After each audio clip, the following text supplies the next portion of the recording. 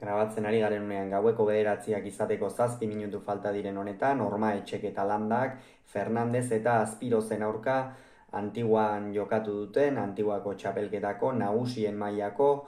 lehen finalerdiaren analisia egingo dugu, garaipena Fernandez eta Azpirozentzat izan da 22 eta 13ko emaitzarekin, eta honen beste zeurak izango dira larunbateko finalean. Partida hasieran egia da Adrian Azpirozek defentsan aritu behar izan duela, etengabe Unai Landa ia une oro defendatzen ari zen, eta Oier Ormaetxe ere askotan ari zen atzean bilatzen,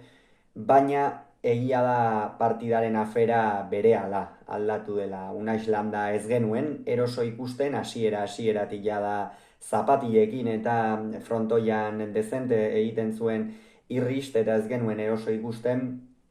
Aldiz Adrian Azpiroz egoki, aire joko oso ona dauka, botez ere eman behar dionean eman egiten dio, eta horregatik egin batean abantaila handi xamarra hartu dute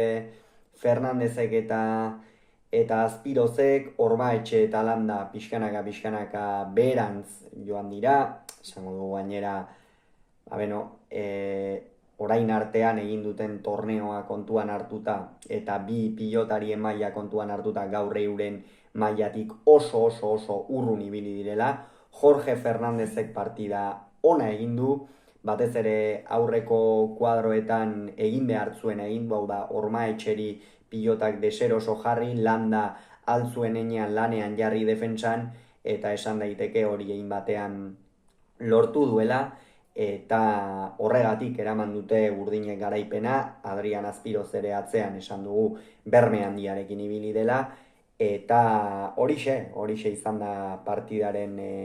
laburpena, gutxi dago, aztertzeko gehiago esan, eta horixe, lehen finalistak, larun batean nagusien mailan, Fernandez eta Azpiroz izango dira, hauxe beraz esan beharreko, aurrengoan gehiago izango zuen, bitartean izan agur.